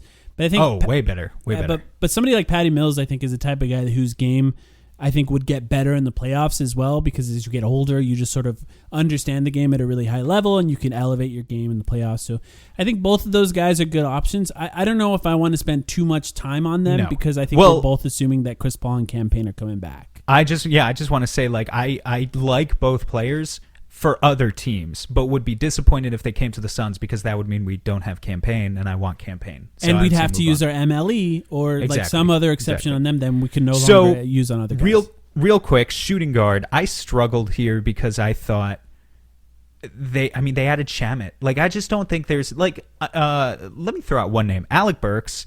It seems like some people out there like Alec Burks. If you're a longtime listener, you know that I love Alec Burks. I made an Alec Burks video when I did our free agent series last year. But the logic behind why I made that Alec Burks video last year, because here, like for those who just didn't know, Alec Burks last year he played for the Warriors and the Sixers. He's just a really good combo guard scorer. He kind of has a little bit of everything. He can finish, but he's got a good mid-range game. He can hit pull-up threes, and then he came to the Knicks this year. He did the same thing. He averaged like 15 points per game. The reason I made that Alec Burks video initially the year prior was because at the time we didn't know what we had in campaign. And so I was really thinking from the perspective of the Suns need a third guard. At the time, they had Rubio and Booker. The Suns need a third guard who can play either position, so he can slot in next to Booker, he can slot in next to Rubio, and has that sort of versatility. But now that the Suns have campaign, and they already do that, where they play Payne next to Paul, and they play Payne next to Booker, and they just added Shamet, I don't really see a way that you add a guy like Alec Burks and play him more than 10 minutes per game. You know what I mean? Like it comes back to that whole issue we had at the beginning of he'd be great for depth. Like I wouldn't turn him away. He's still a good player. But are you really upgrading your top 7 or 8 players in a way that helps your playoff rotation with a guy like Alec Burks? I don't really think so. And I don't really think there's an obvious choice just to speak about this position generally. I don't think there's a shooting guard here who does that. I think the only exception would be tell me if I'm crazy here. Like, because you heard the number of teams I said earlier that have cap space. Right. Guy like Evan Fournier. There's no way that you have like a chance to get him for the mid-level exception, right? I think like that if you're factoring in Shamet, I think that the Suns wouldn't do it. At this point, I think they're clearly planning on using cap space for other positions besides backup guard there with Shamet, especially with how much Monty loves him. But I don't know. I don't know that I don't know that Fournier was good enough to like command like 6th man level money. In fact, Alec Burks might command 6th man level money before somebody like Fournier would. And do you really think couldn't because Fournier is coming off a contract where he made $17 million as his salary this year. Yeah. But if you I mean he averaged 17 points, 3 rebounds, 3.4 assists per game this year. He shot 41% from deep, per 36, about 21 points per game. If you could get, like, this is where I think the value of the MLE has more value for teams that are already contending. Historically, we can say this. Right. Like players, if a player has a choice, if a player doesn't really have a choice because the market isn't commanding more money for them in general, and so all they have are MLE offers from 15 different teams, they're going to pick the best team because they want to win. That's how most players work. And so we see this kind of rich get richer effect where the teams that are already good tend to get players with the MLE of better quality than the teams that are bad. And every year, I don't know, I just wonder if Fournier is one of those guys where he's kind of on the bubble of that, where it's like, this is a starting caliber player. Like, he started several seasons in a row, obviously on Orlando teams that weren't that good. Yeah. But then he made also a lot started, of money. Yeah. Made a lot of money, also started some games in Boston. Now he's in the prime of his career. If you can get a player like that, because I understand the concern that some Suns fans have here with guards is they want more penetration. They want someone who puts pressure on the rim. They want someone who hits pull-up threes. They want more offense outside of Chris Paul in case, Chris Paul kind of falls apart again. And I totally get it. But it's like, if it's Alec Burks, I don't know if it's upgrading your top 7 or 8 guys. If it's Evan Fournier for the MLE, well, there, now you're cooking with gas. So that's just why Evan Fournier is coming off the bench. He's a potential 6th man of the year candidate at that point. Right. So yeah, I think that I would sort of rule him out for the Suns just because of the move that they just made. But look, I don't know, maybe not. Like, maybe somebody like Shamet could even be moved again. Like, maybe he's not fully set in the rotation if something like that does end up happening. So, but I don't see it. But I think he would be a good fit. And he's actually been tied to the Suns before when he was trying to get bought out by Orlando. the Suns were mentioned as one of the teams that he would like to play for. So I know he likes Devin Booker. He was the first guy to tweet about Devin Booker being left off the All-Star team 2 years ago. So I totally did not remember that. That's so funny. You just remember weird things sometimes. I know I've referenced this frequently now, but that's just a funny thing to bring up. Yeah, so I mean that's an interesting one. I think at this point we're more looking at vet minimum, like third stringers for the Suns at these positions. I did have names for that. Do you want to hear those? For guards, go for it. I want to hear it. Ish Smith. I love Ish Smith. I love wouldn't that be fun? It would just be fun. Like this isn't a guy that's going to play in playoffs at this point. We're talking about a third stringer, but if Chris Paul misses some games, Cameron Payne starts, and Ish Smith is the guy coming off the bench, that just sounds like a blast. Like I would like to watch that. And because Suns fans watching may have not had great exposure to Ish Smith, like since he was on that 48 win team so long ago, like that was almost a decade ago. Ish Smith is still a baller. Like, we're talking about veteran minimum, but he's low-key still a baller. Like, he averaged 3.9 assists to 0.9 turnovers per game this year.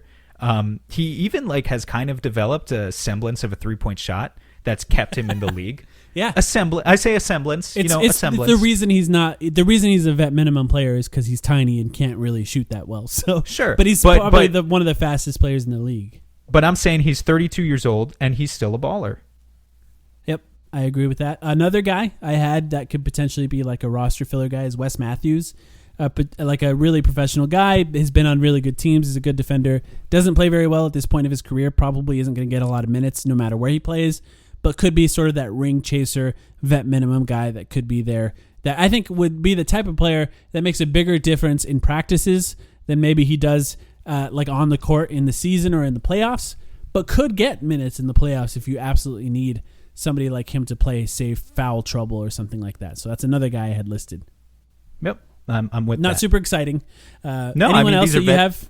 Vet minimum names. No, I didn't really think about vet minimum names. I mean, frankly, I love Langston Galloway. I would just bring him back. But if he overlaps too much with Shamet, I get it. So I think Wes is a solid name. Let me just see here real quick if there's a third string guard that stands out to me. Raul Neto, he might make more than that. Yeah, it's kind of interesting. Yeah, kind of an interesting name. He had a solid season for the Wizards. But other than that, I'm ready to move on. All right, let's go to wings. The Suns obviously have three wings that are going to be on the team next year. I think there's no chance of any of these guys being gone. That's Mikal Bridges, Jay Crowder, and Cameron Johnson. And there's, I guess, Torrey Craig is up there.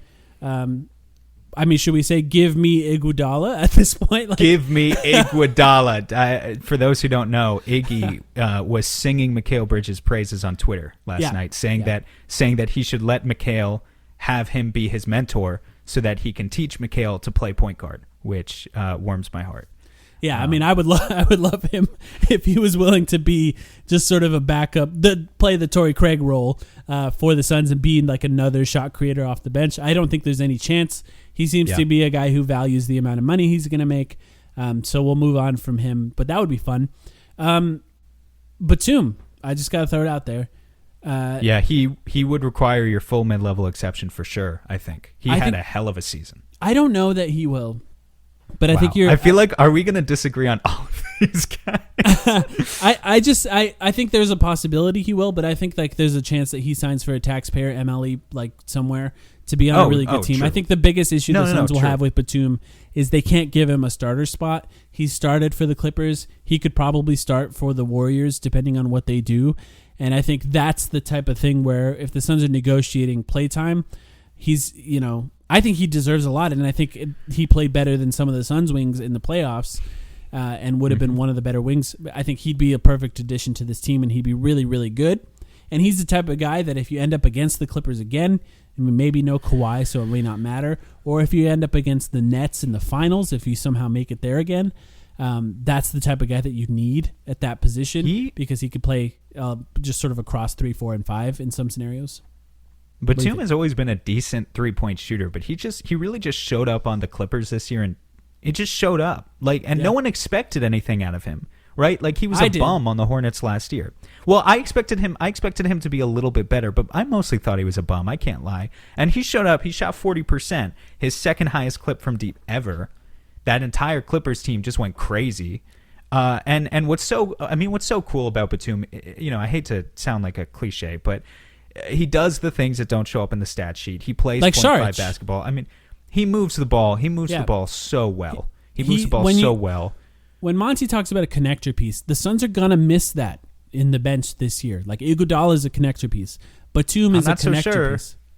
Just wait until we get to the centers. We'll talk about it. Yeah, we'll still definitely talk about that. I just mean sort of at this point when they're looking at the state of the roster, they don't have one of those, and that matters a lot, like a lot. And that's why I like Batum. That's why I like Iguodala. I have other names. I'd like to hear somebody else that you have. Well, I just want to point out that when you say they look at the roster, they don't have that. That is Frank Kaminsky erasure. And I know we can't rely on Frank in the playoffs. He does move the ball. I know. So you'd bring him back for like $2 million. Yeah, if you need a guy at the end of the bench. Yeah, I don't think they're gonna do that. They could do that. What do I think about Batum? Is that what you asked, or who else? Or just anyone else? I mean, yeah. I mean, tons of other guys. Reggie Bullock is a name somebody here, I had right? as well. Yeah. Yeah. I mean, I don't really know where to place his value because I think he's just a solid player, but doesn't do anything exceptionally well except shoot. And and even with shooting, like I don't know the value of having him.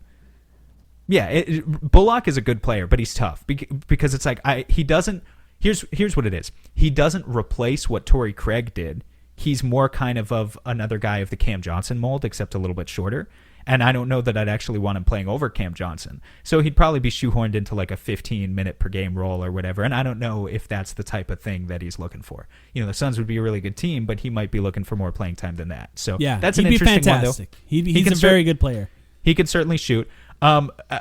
Forwards, Jared Vanderbilt is the guy I did a video on. Right, I think he is so fascinating. I don't think we can spend much time talking about him here. So if you guys don't know who I'm talking about, 22-year-old restricted free agent for the Timberwolves, played really good, promising minutes for them this year, including some minutes like alongside Cat and alongside D'Angelo Russell, where the Timberwolves actually looked like a decent team. So before you come at me and just say the Timberwolves were a trash team, which is true, but Vanderbilt made an impact. The only reason he might be available is because the Timberwolves constructed their roster so disastrously that they are somehow nearing the luxury tax. So I think it is possible that some team could potentially tear him away. I'm not sure if that's still the case now that they just offloaded Rubio. That might be a sign that they're going to prioritize bringing him back.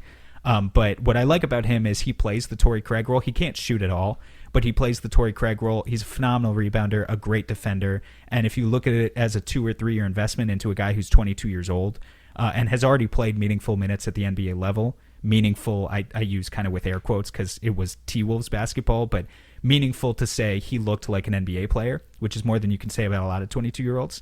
I think that's an investment worth making a lot of times if you get him for the right price. So that's why I made that video. If your interest is piqued, I highly encourage you to go check that out because I kind of think he's the diamond in the rough of this entire class. But if we want to pivot to veterans, what about like Jeff Green? I think Jeff Green's interesting. He'd be like fun. He's a guy that shows up in the playoffs over and over and over again. Like at some point, you just have to acknowledge that. That's kind of the way I felt about Jay Crowder. Like these guys just show up in the playoffs and just acknowledge that's important. When guys can play in the playoffs, they matter. I'd be interested to see how much he would make. He'd be a good one. As far as Vanderbilt, I will say like if somebody like Jalen Smith can actually play backup center minutes this season and spread the floor from the center position, that makes somebody like Vanderbilt more interesting to me because it's tough to have multiple non-shooters on the floor at once. I know. That's the thing about him. He can't shoot. But what I think is he can play small ball 5, and I think he can play small ball 5 better than Craig did. Like I know we kind of overhyped that Craig at 5 minutes, and it only happened a couple of times. But I think Vanderbilt is a guy with his length and his height and his ability to rebound the ball and his passing. Like he can break the zone defense and kind of initiate from the elbow in a way that Monty would want him to. Not like consistently, but I think he can. And he can and he can rebound just the shit out of the ball in a way that you're not hemorrhaging rebounds even though you're playing like a 6'9" guy at the 5. So I think that would be interesting, but you can't sign him. It's tough because you can't sign him to be your primary backup 5. So yeah, it's hard. It's not the easiest fit.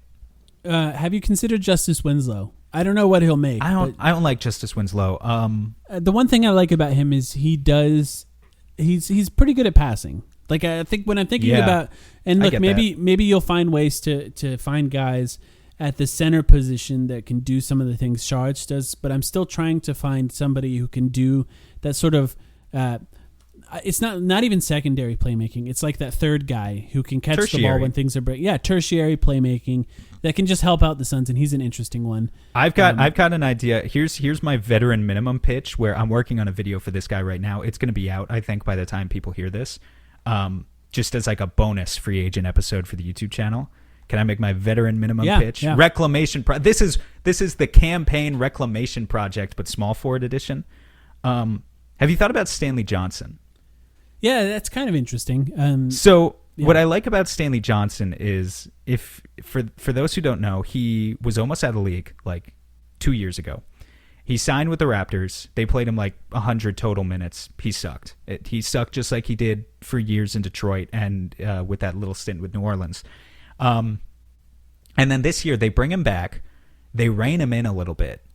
And I think it's really interesting. They say, okay, Stanley Johnson, you know who Stanley Johnson shows shades of that I think would Suns fans would recognize. And this is not going to sell Suns fans if I bring up this guy's name at all. But his early career struggles, shades of Josh Jackson, in that it was, we're trying to have you live up to this top 10 pick. And in order to do that, we need you to like be an off the bounce kind of playmaker, shooter, attacker type hybrid from the wing position. And whenever he tried to do it, he just looked out of control. So what the Raptors did this year, they reined him in. They said, okay, your role is just going to be, we're going to play you, but you're just going to shoot corner threes and be the tertiary playmaker who, like, when shit breaks down, that's when you're allowed to attack a closeout and try to make a read. But you're not going to be like, we're not building you up into anything else anymore. And to his credit, remember, we're talking about a veteran minimum deal here. That's all I'm pitching. To Stanley Johnson's credit, he had a career-high true shooting percentage this year. He got his three-point percentage up to a career-high 33%, which I understand is not good, but is better than the like 28% he was shooting before. He can kind of hit his corner threes now. Offense is not the selling point here. The selling point is Stanley Johnson is 6'6". He weighs 240 pounds, and he has a 7-foot wingspan. He defends like a beast. So I think there is Torrey Craig replacement potential there. And he's not the rebounder that Craig is, but you've got a guy, he kind of has the Jay Crowder build, is what I like about him. Like, he's just a stocky 3/4 type who can defend big bodies, but can also switch out onto the perimeter. And if you can just get him to hit like 35, if you can just make his 3-point shooting a little bit better, continue to develop him a little bit, I think that's an interesting play there. I don't mind that. It's such a low risk. So it's my veteran minimum pitch. Let me throw two names at you though for vet minimum. Okay, go for it. Ben McLemore, as an option, just a 3-point shooter. And look, I'm not advocating for the second one, but I'm just gonna say that maybe the Suns could be tied to him in one way or another. Carmelo Anthony. Yeah, I don't want. I don't want him either. But he's friends with Chris Paul, so I do wonder if there's a small chance as somebody like him. What does Melo do for this team though? I don't know. I don't really see any scenario where he helps them. I guess for me listing him, it's more of being scared that he's going to be linked to the team than anything else. That from where I'm standing, wow. Actually, you know what? Melo shot 41% from deep this year. Yeah. I got to give him credit. There are times where he can be that sort of extra creator off the bench. That when other guys aren't sort of rolling, that he can hit a few shots in a row.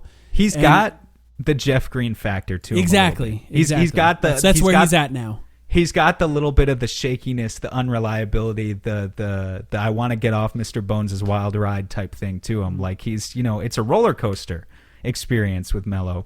I don't want that particularly. Yeah. I would rather have if I could have the good version, which I would say is probably Jeff Green, then I would rather have Jeff Green. Yeah, if we're talking about vet minimum options, I think my preference is to generally stack the team with just guys who keep the defensive system consistent and then just hit threes and make the right passes, which is why I like a guy like Stanley Johnson and maybe athleticism will matter more at that point, I think, than somebody like Carmelo who's aging. I think if Carmelo signs a vet minimum deal anywhere, it's a sign of him accepting some sort of different phase and different role. So it's just kind of interesting. I think we have to move on to the bigs because one, we're getting close to 90 minutes, and two, it's the most important one. Yeah. My number one big, I think, is somebody that you have yet to talk about.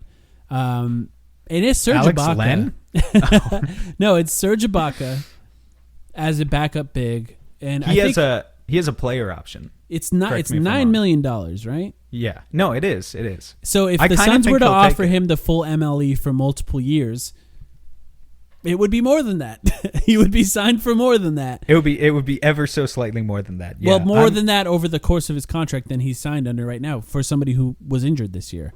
Right. And so that there is a risk factor in this entire thing, but I can't think of somebody better than Serge Ibaka, because when I'm looking at this backup big position, I want basically what essentially boils down to the most rare thing in basketball, which is a rim protector who can shoot threes. That's the most ideal thing for the Suns in this backup big position. And out of all the guys that we're looking at, Serge Ibaka is probably the only guy that can do that. And I think the value of a rim protector, the Suns just got beat in the finals by a team that had a rim protector who could shoot threes. And look, maybe we should have tried to play Jalen Smith then, according to your logic. I mean, if Jalen Smith can do that, that would be massive for the Suns. It would be huge. The boy's not ready. I'm not. I'm only. Oh, yeah, I know. That's what I'm saying. But okay, so here's the thing. I was in a group chat talking to some other smart guys about this specific role, and what they did is essentially using your fucking group chats, using the B-ball index tools. They looked at guys who were in the upper 60% of rim protection and the upper 60% of perimeter shooting, and the amount of guys that are in that is tiny. It's a tiny, tiny amount of guys, but those guys are massive for the Suns. Ibaka isn't even in that at this point of his career, but he's somebody who can do both of those things. Who even is there? Miles Turner, maybe? Miles Turner, there? I think maybe Porzingis. There were some random guys that I did. It's guys you have to pay $30 million like Kevin Durant, a year for now. Like Kevin because Durant. That's how much. Wow. Yeah. Okay. There's one guy, I'll get to this now since I'm on this right now, that I think could be a secret guy who's very low paid, and that's Mike Muscala. So when we're looking at wow. So I'm calling this the 60-60 rule right here, right? Upper 60% of both rim protection and perimeter shooting. Mike Muscala was just this name that stood out in that. And that's a guy that you can end up paying very little and maybe could actually provide something that you wouldn't get for guys that normally are at that level. So that's for me in the vet minimums. That's that secret. Maybe he's better than people expect guy. And then you have Ibaka. Of course, I think when we're talking about bigs right now, because I know some of the names. I'm just going to throw some of the names that we're going to talk about because I know that both of us have these guys. Nerlens Noel, Zeller, Daniel Tice. These are guys that you've made videos on. I think those are three guys that I love personally, and I think all of them would be good for the Suns. But Ibaka, Nerlens Noel, and Zeller have yet to play all of every season of the last few seasons of their career. So what comes after them, the bodies that come after them are going to matter more, I think, than other positions because that tends to happen with big guys that are off the bench. Well, so that's going to matter too. Wait, what are you arguing? You're talking about health? Yes, health-wise. Yeah, okay. That segues into. Let me make my pitch because honestly, the guys I've covered so far, Noel, Tice, and Zeller, are all really good players who are good at a lot of different things. And to this point, people have asked me, well, how would you rank them? And I have struggled with that question because I think they all have their own merits. But I think you're making a compelling case for Daniel Tice because he is, I think, the guy I've covered so much. Let's say Ibaka opts in. Even if Ibaka doesn't opt in, I think Tice might still be my number one right now. He does everything. Yeah. He can pass like Saric can from that same position. He can shoot the three. Admittedly, not super well. He's a career 33.5% three-point shooter. We're talking about wide open threes. But he's like a Brook Lopez level shooter. He's a Brook Lopez level shooter. Never on that type of volume. It would be interesting if you just kind of asked him to shoot that type of volume and see what would happen. But he's athletic enough, still at this age, only 28 years old, athletic enough to still catch some lobs, to still attack the rim a little bit. Kind of like in a... He's got the inside-outside kind of profile of a guy like Aaron Baines, I guess, to give a comparison that I think Suns fans could relate to. The difference is he's a few inches shorter than Aaron Baines, so I think you're sacrificing a lot of the upper-level strength. Like Baines was a guy you could give the ball to him in the post, and then obviously he sets the most ridiculous screens on defense. He's just like built like an ox. Tice is not that strong. He seals off guys really well. He sets good picks still.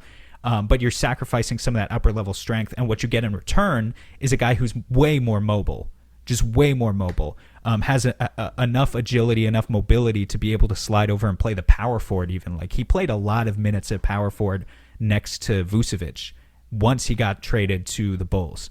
And I would argue that wasn't like the smartest thing to do with him, but it is nice to know that it's like at least an option there that of all these guys, I guess Ibaka has that too, but like you wouldn't play Zeller at power forward. And you wouldn't play Nerlens Noel at power forward.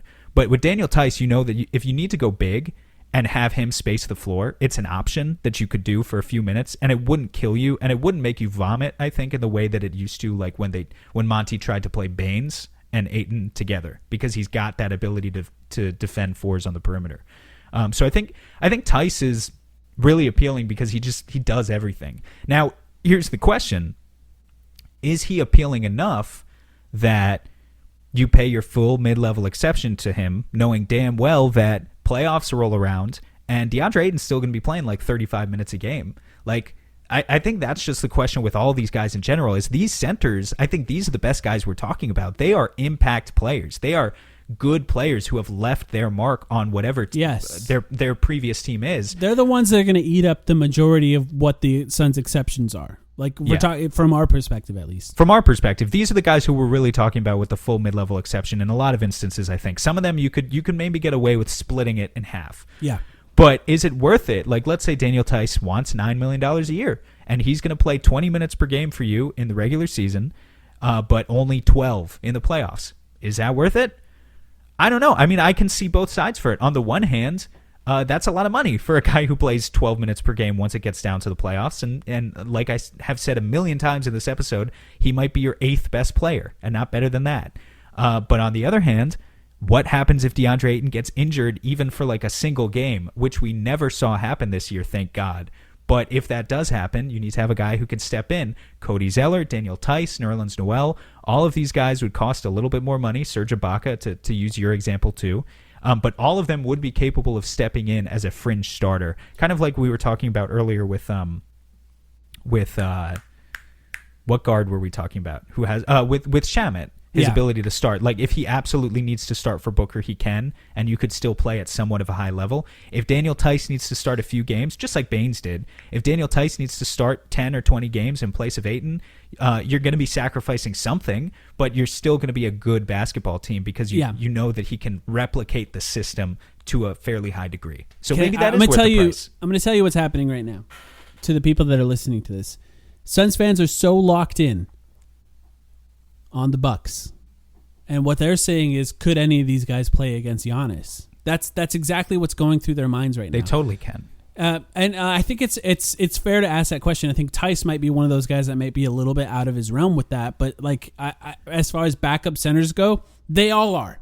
Like maybe Ibaka is the one guy that you could say maybe won't be, and that's why I think I have Ibaka ranked so high, number 1 on my list here. But like even then, I don't think Tice and Zeller, even Noel, I don't think any of these guys are like.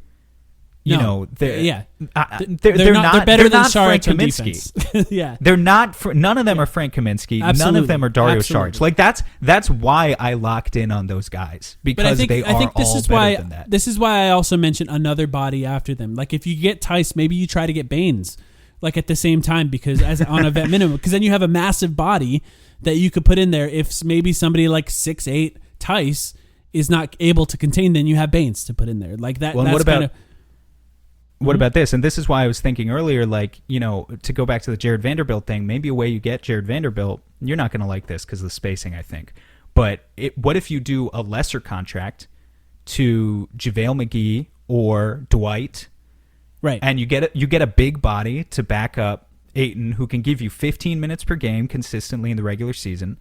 And then you also go out and get Vanderbilt, a guy who can like slide over to be the small ball 5, and you're kind of maximizing your defensive versatility that way, where you've got a guy for the regular season, you've got a guy for the playoffs.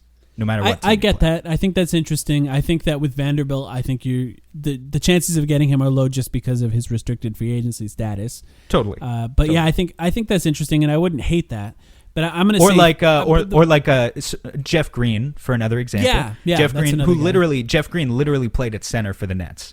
So if you use your full MLE on Jeff Green, and then you've only got a vet min for Dwight, you could play Dwight in the regular season, but then the playoffs roll around, and against certain teams, you're going to be playing Jeff Green, and you're fine with that. Yeah, that's another example. Yeah, I don't hate that either. I think that's kind of interesting. But I think in general, when we're talking about, and look, they're going to play up to 82 games. I'm not sure what the schedule will be next year, in the regular season as well.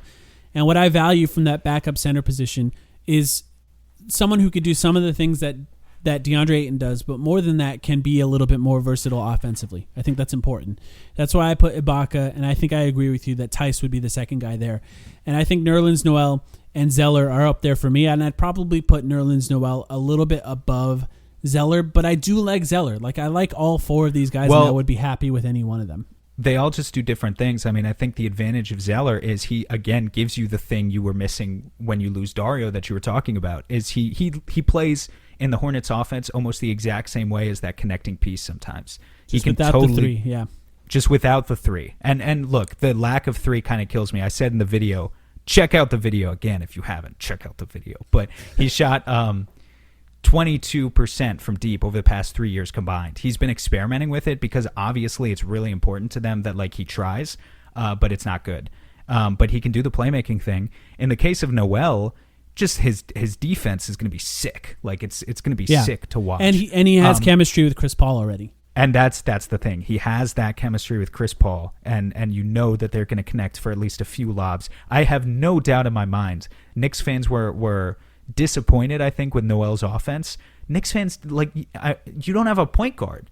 You have R.J. Barrett running pick and rolls and like Elfrid Payton. Like, who is going to get Nerlens Noel the ball? You know, it's like when Suns fans were complaining, why can't Elie Okobo and DeAnthony Melton get DeAndre Ayton the ball? Well, why do you think? You know, so I think that's kind of what was going on with Nerlens Noel this year. Like, credit to Julius Randle for helping that team make the leap they did, but he's not a playmaker. He didn't assist Nerlens Noel all that many times. No. The guys he is a playmaker to, he'll suck the defense in and then kick out to shooters. Yeah. But he doesn't like run the pick and roll from the top of the key consistently and find Noel on like a big to big lob, you know? So I think if you got Noel, you plug him into the Suns system where he's playing with Chris Paul again, where he feels more comfortable, he's going to shoot right back up to 70% true shooting. Yeah, he's not going to do it in a super diverse way, but you add that value with the value of the defense and, his contract, he'll make up that in no time. It'll be easy. I dig it. I mean, I like all four of those guys. I think that maybe there's other guys that are missing there. I think JaVale is somebody you talked about. Dwight, I wonder if Dwight and Chris Paul, like, how they feel about each other. Just kind of interested in that.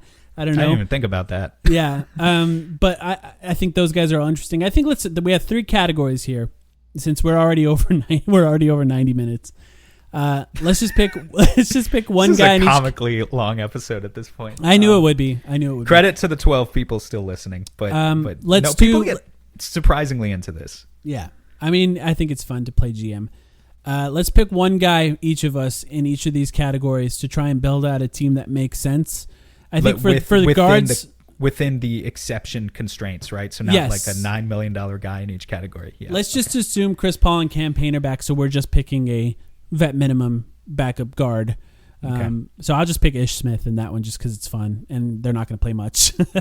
You have anyone that you would pick for the guards? Shit, wait. I need more time, man. You can't put me on the spot like this. Who the hell am I going to take? Because I need to think about who I'm going to take with the other ones. Yeah. How am I going to balance this in a way that financially makes sense? Yeah, look, I'll tell you right now what I'm going to do. I'm going to pick Torrey Craig for the wings because I think we can get him at a lower amount. If we can get Torrey Craig, I'll just re-sign Torrey Craig. I'm going to operate under the assumption, to be honest, Mike, that I'm not sure we can. And that's a fair assumption. I'm just sort of betting on that. And if we can't, then I think we go to somebody. I don't know. Bullock is interesting at the BAE. Fine. If you can get him. Fuck it. You guys want Alec Burks? All three of you, the Alec Burks horde out there. You want Alec Burks so bad? I'll sign Alec Burks to the biannual exception as my guard. You don't think he'll make more than that? See, I guess we're on different pages of Craig and Burks here because I feel like we couldn't get Burks for that. But That's great. Or, if we could. or I'll offer him my 1 year disabled, or I'll see if I can split up the MLE. Like we'll see. Here's what I want to do. I'm gonna sign Tice. I think Tice is my guy, my number one guy. Okay. Tice is the guy that I want, and I'll build around that. So how much do you think that's gonna cost me? I think he'll go for less than the full MLE. So you could probably split the MLE. I think I could split the MLE with Tice. I do like him a lot. Like and maybe $8 honestly, million, $7 million to start. I don't know. If I can't split the full MLE, I'm willing to downgrade, so to speak, because I don't even really view it as a downgrade to Zeller or Noel. Okay, I dig it. But let's just say Tice says yes, I want to play for a good team. Okay, I'm going to Ibaka there then. I'm gonna and I think I'd put my full MLE on the table for Ibaka because of what he could do in the playoffs. I mean, I think Tice can hang in the playoffs too. I like Tice too. I like all these guys. I think with the guys that we were talking about for the backup center position, I'm not mad at any of them. So I think that's a good one. And I think I'll go Craig, and I'll give it back. Like sort of, if there's any way you can get Batum at the DPE or like the BA. Oh my God, Batum would be so good. Yeah. Okay. Yeah. So here's what I'm going to do. I'm going to go to the wings. I'm going to say, Jared Vanderbilt, are you home? And he's gonna sign. He's gonna re-sign with the Wolves are gonna match. I'm gonna say the Wolves are gonna match. I'm gonna offer him something. From there, I'm gonna hit up Batum and Jeff Green and be like, "Will either of you guys please sign for 1 year for the DPE?" If I can't get that, then I'll do Stanley Johnson. I'll do a 1 year vet man to Stanley Johnson. I think that's a good one. To replace Torrey Craig, and then at guard, I'll get Alec Burks. All of this goes down the window if for some reason Iguodala wants to come to the Suns and you prioritize Iguodala for me. Just do that and figure it out from there. I think he has maybe a team or a player option. I can't remember, so I think it's very unlikely, but I would take him in a heartbeat. Man, these are all good players we're talking about. Yeah, the Suns could be very, very, very, very good next year. I just want to say it ain't the sexiest offseason, no matter how we slice it. Yeah, but they're so good. They're so good already. So if you're adding good players to a really good team, you can be very, very good next year. And I think for those who are still listening, our conversation at the beginning of this episode, don't try to mistake what I'm saying here. I do believe in the Suns next year, and I think they could be great. In my mind, I try to think of the ways to maximize how good they could be, and maybe there are ways to do that we're not going to do, and maybe those ways aren't even available, and most likely they aren't, because it takes two players to trade ultimately, and that's where we line up. But regardless of that, keeping the guys that they're keeping, extending the guys that they're extending, they could be very, very good next year, and I think it'll be a very exciting team, regular season and playoffs. Health is the most determining factor, the biggest determining factor for them next year. You got anything else for anyone still listening, Sam? Need to stay healthy. We need internal development. We need Mikal Bridges and DeAndre Ayton and Cam Johnson to do their thing. And then, those are the most important things. You've got a system now that you can believe in, and you can plug in potentially questionable pieces into that system and make them work in a way that I didn't have faith that they could do that in the past. That's literally what Torrey Craig was, Like, Torrey Craig was not an awesome piece. There's a reason the Suns got him for cash considerations, and the output was better than the input. I think they can do that again potentially with some of these guys. So I will just reiterate, I put in a lot of work into researching free agents, and there are a lot of names out there that I like, but at the same time, I don't know that there's necessarily a reason to sweat it too much with these guys. If we're talking about adding a new 7th best player, a new 9th best player, a new 11th best player, things like that. I just hope they can properly optimize the roster in a way that fits, and hopefully they can do that. Yep. Thank you, everyone, for listening. I know this is a long one. We'll be back after free agency to break down what happened. Hopefully it's all great news, and hopefully we nailed some of it here on this episode. But thank you, everyone, for listening. We'll be back soon.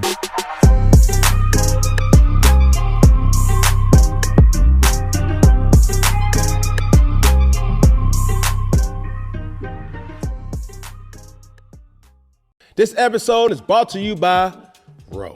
Confidence is everything. Women can sense it. And trust me, they love it. But if you're in your head worried about performance, that swag, unfortunately, gentlemen, it's gone.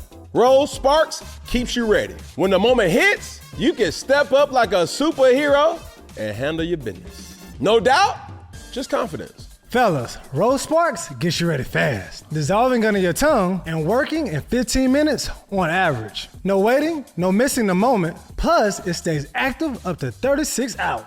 So when the mood hits, you could go back to back to back, round after round after round. Ro connects guys with medical provider 100% online, so there's no awkward conversation with in-person providers. Go to ro.com/sparks to see if you qualify. If prescribed, new sexual health patients gets $15 off Sparks on reoccurring plan. Connect with the provider at ro.co/fourth to find out if prescriptions Ro Sparks are right for you. That's ro.co/fourth for $15 off your first order. If approved, treatment ships directly to their door. Compounded drugs are permitted to be prescribed under federal law, but are not FDA approved and do not undergo FDA safety, effectiveness, and or manufacturing review. For full safety information, go to ro.co/safety info.